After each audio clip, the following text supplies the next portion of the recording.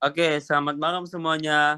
Jadi di sini kami akan membahas tentang sumber daya energi, yaitu tentang oil ataupun minyak bumi. Nah, jadi di sini perkenalkan sebelumnya nama saya Agung Adrian. Ada Selamat, anggota saya yang bernama Firza Yahya, Farel Muhammad, Syarani Rahma, dan Najiha Amalia. Kita Mulai akan dari membahas siapa? tentang aspek geologi. ya, aspek geologi yang pertama ada a mixture of hydrocarbons, yaitu compounds containing hydrogen and carbon only.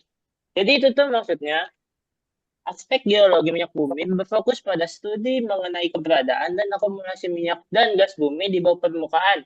Minyak gas bumi yang merupakan campuran hidrokarbon terbentuk dari sisa-sisa organisme mati yang terakumulasi selama jutaan tahun dalam kondisi tertentu, yang ada juga di made from remains of organism. Jadi itu terbuat dari organisme-organisme terdahulu.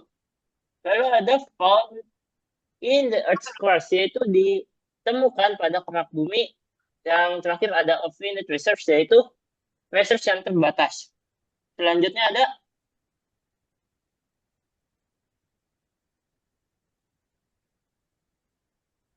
ada aspek pembuatannya. Oke, untuk aspek pembentukannya, proses pembentukannya itu dari organisme mati, terus sisa tubuhnya mengendap di dasar lautan dan ditutupi lumpur.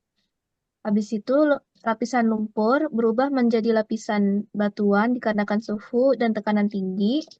Setelah, i- setelah itu, beberapa juta tahun kemudian, bakteri anaerob menguraikan sisa tubuh organisme itu menjadi minyak. Aspek aspek pada pembentukan minyak bumi ada organisme, yaitu minyak terbentuk dari sisa organisme seperti plantai, ganggang, tumbuhan, dan hewan. Source rock, yaitu minyak bumi bergerak melalui batuan berpori dan terakumulasi di lapisan batuan keras. Terus ada mud, yaitu lumpur yang menutupi sisa-sisa organisme yang akan berubah menjadi batuan sedimen yang berpori. Terus ada time, yaitu proses pembentukan minyak bumi membutuhkan waktu jutaan tahun. Dan entrapment, yaitu minyak bumi akan terkumpul di daerah perangkap, yaitu batuan kedap. Baik, seperti itu potensi pada masa ini. Jadi potensi pada minyak bumi ini bisa dibilang tuh sangat besar. Terus minyak bumi ini merupakan salah satu penghasil devisa yang cukup besar untuk negara ini. Selanjutnya potensi pada masa depannya. Kita tidak tahu ke depannya tuh bakal seperti apa. Namun yang kita lihat yang bisa kita lihat sekarang ya, mana perkembangan teknologi itu semakin maju. Yang minyak bumi kan terkenal dengan energi yang tidak ramah lingkungan. Jadi sekarang teknologi sekarang tuh dikembangkan untuk energi yang lebih ramah lingkungan. Jadi kemungkinan potensi pada masa depan minyak bumi akan semakin berkurang dalam pemakaiannya. Namun tidak menutup kemungkinan juga kalau minyak bumi ini masih berpotensi pada masa depan. Ini sekarang saya memiliki data mengenai dari sini aja kita bisa lihat ya pada 2028 ini permintaan minyak bumi itu masih bisa dibilang cukup besar. Jadi potensi pada masa depan ini potensi pada masa depan minyak bumi ini bisa dibilang masih berpotensi lah untuk dipakai dalam keperluan berbagai bisa dibilang cukup berpotensi lah untuk ke depannya. Selanjutnya sejarah di dunianya. Daerah minyak bumi di dunia itu penemuannya pertama kali ditemukan oleh bangsa Assyria, Babilonia kuno, dan Sumeria sekitar 5.000 tahun sebelum Masehi. Pemboran minyak bumi pertama kali dilakukan di Baku, Azerbaijan pada tahun 1847. Tetapi pertemuan sumur minyak yang sukses dan komersial pertama kali ditemukan oleh Kolonel Edwin Drake di Northwestern Pennsylvania pada tahun 1859.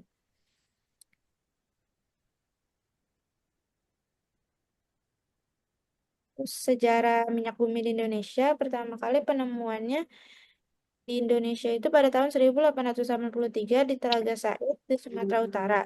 Perusahaan minyak yang pertama kali berdiri dan melakukan pengeboran komersil ini adalah Royal Dutch Petroleum Company pada tahun 1885. Penemuan ini dilakukan oleh Aileko Zun Zekilker, seorang penanam tembakau yang menemukan lumpur hitam yang berbau minyak bumi saat memeriksa perkebunannya. Oke, kendala pada lingkungan, tapi sebelumnya kita harus tahu dulu minyak mentah ini juga bisa digunakan untuk menghasilkan pelumas atau zat yang mengurangi gesekan antara permukaan, pelarut, atau zat yang digunakan untuk melautkan zat larut untuk membentuk larutan dan deterjen atau zat dengan sifat pembersih. Nah, lanjut. Nah, untuk kendala pada lingkungan itu adalah yaitu polusi air limbah minyak yang bocor ke perairan dapat membentuk lapisan tipis yang menghalangi sinar matahari dan pertukaran oksigen. Hal ini juga dapat merusak habitat satwa liar dan membunuh ikan-ikan yang ada di dalam lingkungan tersebut. Polusi tanah limbah padat seperti lumpur pengeboran dan limbah pengeboran dapat mencemari tanah. Polusi udara, pembakaran minyak bumi menghasilkan emisi gas rumah kaca seperti karbon dioksida atau CC2 yang berkontribusi terhadap perubahan iklim. Emisi gas ini juga dapat menyebabkan masalah pernapasan, penyakit kardiovaskular, dan bahkan yang paling parah yaitu kanker. Kerusakan ekosistem limbah minyak dapat merusak ekosistem dan menimbulkan resiko kesehatan bagi manusia. Lanjut. Terima kasih atas yang mendengarkan presentasi kami. Sekian dari kami, terima kasih dan mohon maaf apabila ada kata-kata kami yang kurang berkenan bagi kalian semua. Terima kasih, Pak.